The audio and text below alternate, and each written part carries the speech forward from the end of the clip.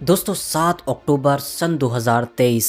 कि जब गाज़ा और इजराइल की ये जंग शुरू हुई थी, तब आपको याद होगा कि दुनिया के ज़्यादातर एक्सपर्ट्स टीवी पर बैठ कर यही कह रहे थे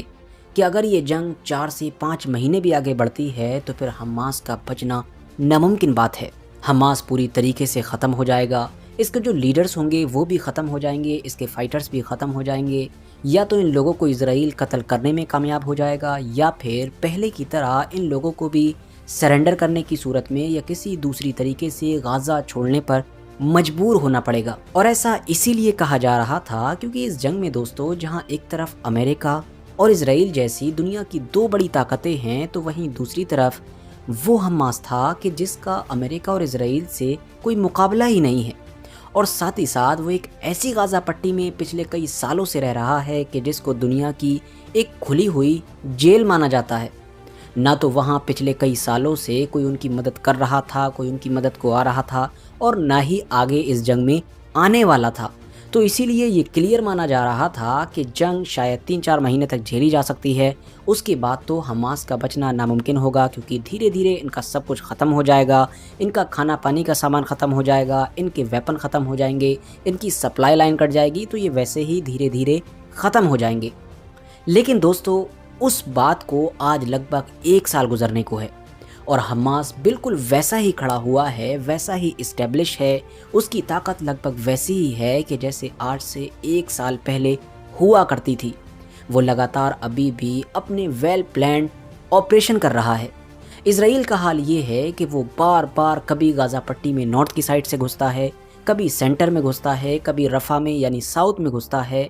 और हर बार उसको कड़ी टक्कर मिलती है। गुरिल्ला फाइटर उसको पीछे हटने पर मजबूर करते हैं, भारी नुकसान उठाना पड़ता है, और जैसे ही वो उस इलाके से बाहर निकल कर आता है, हमास की तरफ से एक बार फिर से उस पर कंट्रोल हासिल कर लिया जाता है। और ये कोई हवाई बातें नहीं हैं, बल्कि ये वो सारी रिपोर्ट्स हैं कि जो वेस्टर्न मीडिया और स्पेशली अमेरिकन मीडिया लगातार पब्लिश करता आ रहा है, और जिन रिपोर्ट्स की मदद से वो अमेरिका और इजराइल को वार्निंग देता आ रहा है। मगर अब सवाल ये है कि जब ऑलरेडी ये सब कुछ माना जा चुका था कि हमास 3-4 महीने से ज़्यादा इस जंग को नहीं खींच पाएगा, तो आखिर ये सब कुछ मुमकिन कैसे हुआ? आखिर हमास टनल के अंदर बगैर किसी बाहरी मदद के अभी तक सरवाइव कैसे कर पा रहा है? न सिर्फ सरवाइव बल्कि वो वेल प्लान्ड ऑपरेशन कर रहा है। इस तरह के ऑपरेशन कि अमेरिका और इजराइल जैसी ताकतों को उन्हीं के साथ ही सीज फायर को लेकर बातचीत करनी पड़ रही है। तो दोस्तों मामला ये है कि सबसे पहले तो हमास जिस टनल सिस्टम का इस्तेमाल कर रहा है, जिन सुरंगों के अंदर रह रहा है, उससे जुड़ी हुई ज़्यादा जानकारी पब्लिकली मौजूद ही नहीं है। अभी भी लोग लगातार जुटाने की कोशिश करते हैं जानकारियाँ, लेकिन उनके हाथ लगभग खाली रहते हैं। मगर ये बात भी सच है कि ये जंग पिछले 8-10 महीने से चल रही है, लगभग 1 साल होने को है। तो चाहते हुए भी और ना चाहते हुए भी बहुत सारी जानकारियाँ ऑलरेडी लोगों के पास पहुँच चुकी हैं, और इन तमाम जानकारियों से जिस तरह के इशारे मिल रहे हैं, उन्होंने वाकई मिलिट्री इंडस्ट्री से जुड़े हुए लोगों के होश उड़ा दिए हैं। क्योंकि जिस तरह से हमास की तरफ से इन टनल सिस्टम का इस्तेमाल किया जा रहा है, वो अपने आप में एक इतिहास बना रहा है। वजह यह है कि अगर आप लोग दुनिया के इतिहास पर नज़र डालेंगे, दुनिया की हिस्ट्री को देखेंगे, तो आपको पता चलेगा कि टनल सिस्टम का इस्तेमाल अभी तक जितनी भी जंगों में किया जाता था, वो चाहे वियतनाम वॉर हो या फिर वर्ल्ड वॉर हो, उनमें हम देखते थे कि इन टनल सिस्टम का, इन सुरंगों का इस्तेमाल एक बैटलफील्ड के तौर पर नहीं होता था, बल्कि इनका इस्तेमाल टेम्परेरी होता था। होता ये था कि या तो इसमें हथियार छुपाए जाते थे, या फौजी जो गुरिल्ला फाइटर होते थे वो खुद छुपते थे, या कभी कभी किसी गुरिल्ला ऑपरेशन के लिए भी इनका इस्तेमाल किया जाता था, मतलब दुश्मन पर अटैक करने के लिए। और वो सरप्राइज़ अटैक इस तरह से होता था कि ये लोग उसके अंदर छुप जाते थे प्लानिंग के तहत, और फिर किसी खुफिया जगह से निकलते थे जब उनको खबर होती थी कि यहाँ से दुश्मन गुजरने वाला है, और अटैक करके फिर उसी खुफिया सुरंग के रास्ते से अंडरग्राउंड हो जाते थे। तो ये एक तरीके का टेम्परेरी इस्तेमाल था, लेकिन ये लोग उसके अंदर नहीं रहते थे। उसकी वजह ये थी कि अंडरग्राउंड टनल के अंदर लंबे वक्त तक रहना लगभग एक नामुमकिन बात थी, इंसान मर सकता था। लेकिन हमास का सिनेरियो पूरी तरीके से अलग है। हमास ने जिस तरह से इनका इस्तेमाल किया है, उससे पूरी दुनिया के सामने ये साबित किया है कि टनल सिस्टम का इस्तेमाल अब एक बैटलफील्ड के तौर पर भी हो सकता है। उसकी वजह यह है कि हमास के जो फाइटर हैं वो तो ऊपर आते ही नहीं हैं, ऑलरेडी कई रिपोर्ट्स में ये क्लियर हो चुका है कि इनके फाइटर्स, इनके लीडर्स, सब लोग अपना 90% से भी ज़्यादा वक्त टनल सिस्टम के अंदर गुजारते हैं। उसी के अंदर खाते हैं, उसी के अंदर सोते हैं, उसी के अंदर प्लानिंग वगैरह करते हैं, मतलब उसी के ही अंदर रहते हैं। तो अब दिमाग में सवाल तो ये भी आता है कि जब अंडरग्राउंड टनल के अंदर लंबे वक्त तक नहीं रहा जा सकता है, ये काम बहुत मुश्किल है और इसी वजह से पहले की जंगों में इसका इस तरह से इस्तेमाल भी नहीं हुआ है, तो फिर हमास ने ऐसा क्या किया है कि वो न सिर्फ लंबे वक्त तक इनमें रहता है, इसमें सरवाइव कर रहा है, बल्कि इजराइल को 1 साल गुजरने के बाद भी टक्कर दे रहा है। तो इन तमाम चीज़ों को लेकर लंबी रिसर्च करने के बाद, बहुत सारे आर्टिकल्स वगैरह देखने के बाद जो कुछ पॉइंट्स मुझको मिले हैं वो मैं आप लोगों के सामने रख देता हूँ। पहला पॉइंट तो ये है कि हमास के फाइटर्स को कम ऑक्सीजन में काम करने की एक लंबे वक्त तक ट्रेनिंग दी गई है। बात यह है कि जब हम अंडरग्राउंड में रहते हैं, टनल में जाते हैं, किसी भी ऐसी जगह पर नीचे जाएंगे तो ऑक्सीजन का लेवल बहुत ज़्यादा कम हो जाता है। तो हमास ने लंबे वक्त तक अपने फाइटर्स को इस काम के लिए तैयार किया है कि अगर ऑक्सीजन का लेवल कम हो, ऑक्सीजन कम हो, तब भी वो एक लंबे वक्त तक उसमें सरवाइव कर सकें और काम कर सकें और ऐसा कुछ करने में उनको कोई ज़्यादा परेशानी ना हो। इसके अलावा दोस्तों एक मामला ये भी है कि जब इस तरह की चीज़ें अंडरग्राउंड बनाई जाती हैं, सुरंगें, टनल वगैरह, तो उसमें वेंटिलेशन का बहुत बड़ा रोल होता है। इस तरह का इंतज़ाम किया जाता है कि बाहर से अंदर ऑक्सीजन आ सके और अंदर की हवा बाहर पास हो सके। अब इस तरह के जो वेंटिलेशन बनाए जाते हैं वो बाकी इलाकों में अगर आप देखेंगे तो कहीं जंगलों में खुलते हैं, तो कहीं दूसरी खुफिया जगह पर खुलते हैं ताकि दुश्मन देख ना सके, लेकिन गाज़ा के अंदर ये सारी फैसिलिटीज़ मौजूद नहीं हैं। वजह यह है कि गाज़ा बहुत छोटा है, जंगल तो है ही नहीं वहाँ पर, और इतना छोटा है कि उस पर बड़ी आसानी के साथ इजराइल नज़र बना कर रखता है। तो इसीलिए हालांकि इन लोगों ने वेंटिलेशन का इस्तेमाल तो किया है, कुछ बनाए हैं सादा से काम चलाऊ, लेकिन इसका जो मेन तोड़ निकाला है उन्होंने वो इस तरह से कि जो सुरंग होती है वो आमतौर पर पतली होती है, लेकिन इन लोगों ने उन पतली और लंबी सुरंगों के बीच बीच में बड़े बड़े चौड़े हॉल बनाए हैं अंदर ही, जिसमें आसानी के साथ आराम किया जा सके, लोग सो सकें, लेट सकें। और ऐसा इसलिए है क्योंकि पतली और लंबी जो जगह होगी उसके मुकाबले में अगर कोई चौड़ी और बड़ा सा एक एरिया है एक ही जगह पर, उसमें रहना आसान काम है। इसके अलावा कुछ रिपोर्ट से ये भी पता चला है कि हमास के जो फाइटर्स होते हैं उनको ज़्यादा मेहनत का काम अंदर नहीं करने दिया जाता है। उनको इस बात की ट्रेनिंग दी गई है, इस बात के लिए तैयार किया गया है कि जब भी वो कोई मेहनत का काम करें, वो चाहे वर्कआउट हो या कोई दूसरा उनकी मिलिट्री से जुड़ा हुआ काम हो, वो काम वो या तो ऊपर जाकर करते हैं खुली ज़मीन पर, या अंदर भी करते हैं तो कम गहरी टनल के अंदर करते हैं, ना कि ज़्यादा गहरी टनल के अंदर।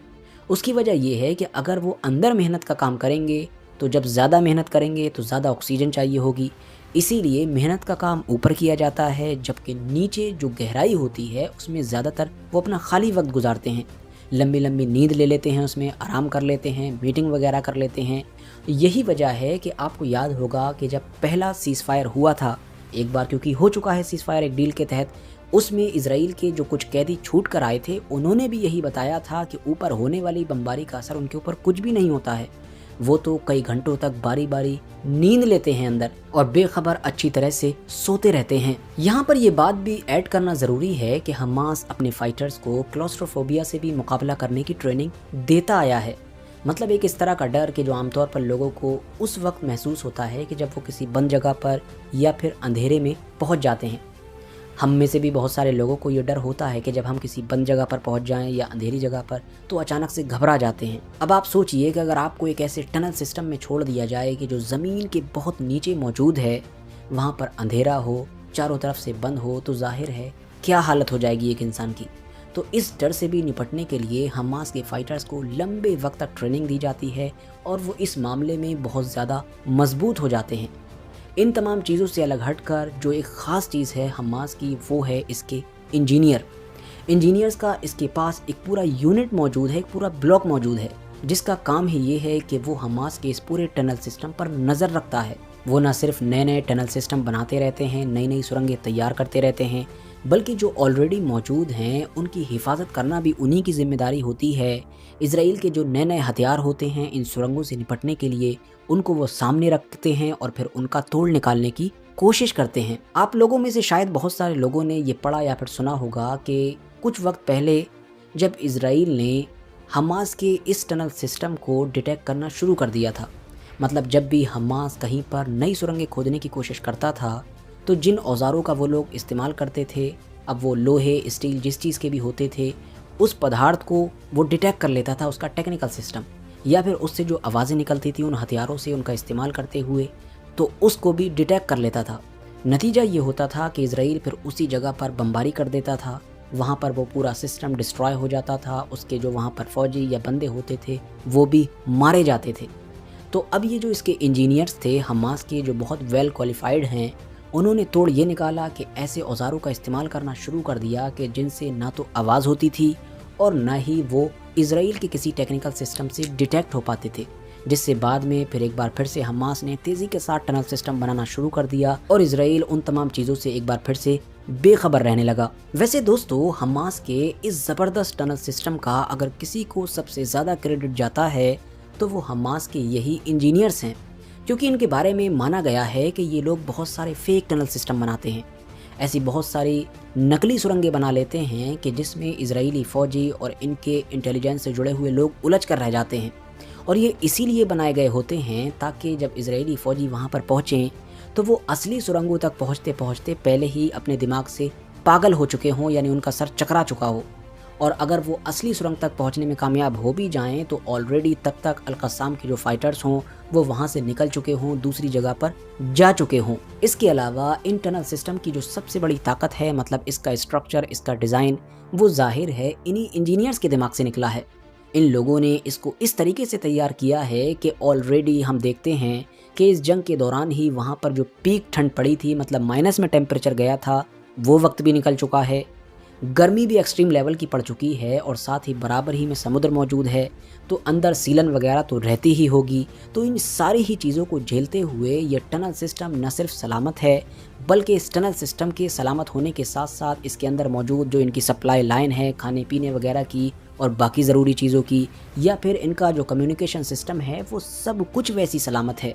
ऊपर से लेकर नीचे तक का बंदा आपस में एक दूसरे से जुड़ा हुआ है और पूरी प्लानिंग और पूरी मीटिंग के बाद ही ये सारे स्पेशल ऑपरेशन को अंजाम दे रहे हैं। आमतौर पर ये देखा गया है कि जो गुरिल्ला फाइटर्स होते हैं वो सुरंगें जो बनाते हैं वो ज़्यादा में ज़्यादा 50 से 80 फीट गहराई में होती हैं। उसकी वजह ये है कि उससे नीचे आम लोग सुरंग नहीं खोद सकते हैं। अगर उससे नीचे जाना है तो फिर इंजीनियर्स की, वेल क्वालिफाइड लोगों की ज़रूरत पड़ेगी जो पूरे डिज़ाइन के साथ, पूरी प्लानिंग के तहत उसको तैयार करेंगे। अब क्योंकि हमास के पास इस तरह के इंजीनियर्स हैं, वो भी ज़बरदस्त हैं, तो इसीलिए उसकी ये जो सुरंगें हैं उनकी गहराई भी माना जा रहा है कि 150 से 200 फीट के करीब है। और ये जो गहराई है ये ऊपर होने वाली इजराइल की जो ख़तरनाक लगातार बमबारी है उससे बचने में शायद काफ़ी साबित हो रही है। इस गहरे टनल सिस्टम को इन इंजीनियर्स ने इस तरीके से डिज़ाइन किया है, इस तरीके से ज़मीन के नीचे बिछाया है कि मानो कोई कस्बा और शहर हों, जिनके अंदर किचन मौजूद होते हैं, जिनके अंदर टॉयलेट्स होते हैं, जिनके अंदर पूरे पूरे कारखाने, बड़े बड़े हॉल होते हैं, मतलब हॉस्पिटल्स की पूरी फैसिलिटीज़, आराम करने के बड़े बड़े हॉल। इसके अलावा इवन हथियार बनाने की जो फैक्ट्रीज़ हैं या उनको रिपेयर करने की वर्कशॉप वगैरह हैं, वो सब भी ज़मीन के नीचे ही मौजूद हैं। इससे अंदाज़ा लगाया जा सकता है कि ये पूरा टनल सिस्टम कितना ज़्यादा वेल स्ट्रक्चर्ड है। अच्छा, यहाँ पर हम लोग हमास का जो यूनिक कम्युनिकेशन सिस्टम है उसको भी नज़रअंदाज नहीं कर सकते हैं। मामला ये है कि आप में से शायद बहुत सारे लोगों को तो जानकर हैरानी होगी कि हमास इन सारे टनल सिस्टम के अंदर आज के दौर का कोई टेक्निकल कम्युनिकेशन सिस्टम इस्तेमाल नहीं कर रहा है, मतलब फ़ोन या डिवाइसेस वगैरह, बल्कि वो सादा और पुराना सिस्टम इस्तेमाल कर रहा है कि जो दशकों या फिर सैकड़ों साल पहले इस्तेमाल हुआ करता था, जिसकी वजह से ऊपर मौजूद इजराइल या अमेरिका के जो बड़े बड़े टेक्निकल सिस्टम हैं वो उनको डिटेक्ट नहीं कर पा रहे हैं, उनको ट्रेस नहीं कर पा रहे हैं। और इनका ये सिस्टम इतना ज़्यादा सादा है कि जिसको ख़त्म भी नहीं किया जा सकता है। अगर ख़त्म किया भी जाएगा तो जाहिर है फ़ौरन ही उसको दोबारा कायम कर लिया जाएगा। यही वजह है कि जब पूरे गाज़ा को तबाह बर्बाद कर दिया गया है तब भी नीचे ये सारे ही लोग जो पूरे गाज़ा के अंदर टनल सिस्टम में फैले हुए हैं एक दूसरे से कनेक्टेड हैं और बड़ी ही प्लानिंग के साथ ऊपर निकलकर हमले कर देते हैं। तो कुल मिलाकर ये सारी चीज़ें और इसी तरह की ही कुछ और चीज़ें भी हैं कि जो हमास को अभी तक इस टनल सिस्टम के अंदर सरवाइव करने में मदद कर रही हैं। इवन इजराइल बमबारी से पूरे गाज़ा को तबाह कर चुका है, 40,000 से भी ज़्यादा लोगों को ख़त्म कर चुका है, जिसमें जाहिर है ज़्यादातर बच्चे और औरतें शामिल हैं। मगर उसके बावजूद भी इजराइल और अमेरिका کچھ نہیں کر سکے ہیں تو وہ ہے ان ٹنل سسٹم تک پہنچنا۔ ایون آپ کو جان کر حیرانی ہوگی کہ ابھی تک نہ تو کبھی حماس کا کوئی فائٹر، نہ ان کا کوئی لیڈر اور نہ ہی اسرائیل کا کوئی قیدی غزہ کے اس ٹنل سسٹم سے زندہ واپس لایا جا سکا ہے۔